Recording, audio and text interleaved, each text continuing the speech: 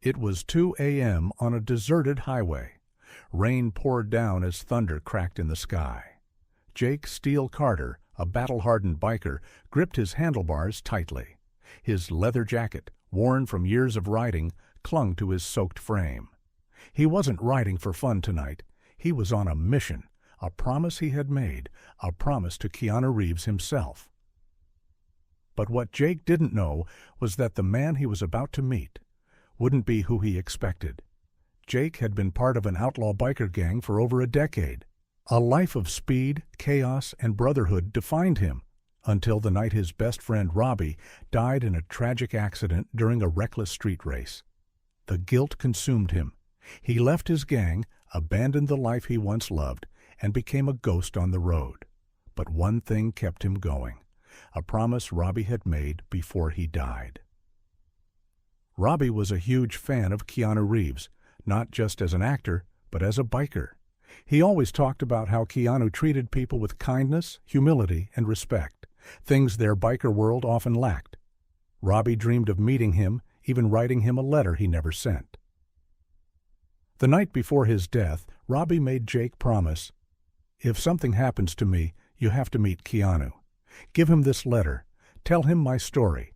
Make him know he mattered." Jake had laughed it off, but now, carrying his friend's unsent letter in his pocket, the laughter was gone. Months of searching led Jake to this very moment, outside a dimly lit garage in California.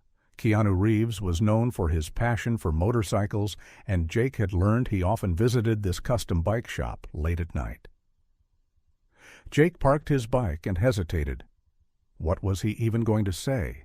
That he was an ex-outlaw carrying a dead man's letter? Just as he turned back, ready to leave, the garage door creaked open. And there he was, Keanu Reeves himself. Wearing a grease-stained T-shirt, Keanu wiped his hands and raised an eyebrow. "Need a tune-up, man?" Jake swallowed hard. This wasn't how he imagined it. But then, in a voice that wasn't his own, he found himself saying, "I made a promise." Keanu leaned against the doorway, listening as Jake told him everything. The gang, the accident, the guilt. And finally, he handed over Robbie's letter. Keanu opened the letter and read in silence. His face softened, his eyes shining with something deeper than sympathy. Understanding. Robbie had written about how Keanu inspired him, about how he wanted to be a better person, about how the biker world needed more people like him. He ended the letter with, "I hope one day I ride with you." Keanu let out a deep sigh and looked up. "Man, this means a lot. Your friend, he had a good heart. And you, Jake, you kept your word." For the first time in years, Jake felt something shift inside him. Maybe he wasn't just an outlaw running from his past. Maybe keeping this promise meant he could start over. Then Keanu did something unexpected. He grabbed a helmet, tossed it to Jake, and grinned. "Let's go for a ride."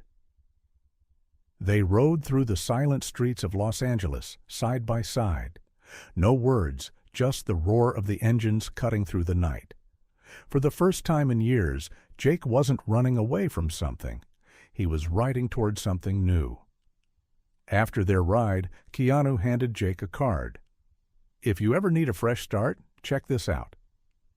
It was the address of a motorcycle workshop that helped troubled bikers find purpose. Jake felt a lump in his throat. "Why are you doing this?" Keanu smiled. "Because I believe in second chances, and because your friend would have wanted you to ride for something bigger than yourself." Jake rode away that night, not as the man he once was, but as the man he could be. A year later, Jake stood outside that same garage. Only this time, he wasn't lost. He was part of the workshop now, helping other bikers find their way. He looked up at the sky, whispering, "Robbie, we did it." Just then, his phone buzzed. A text from an unknown number. "Hey, Jake, you up for another ride?" KR double quote.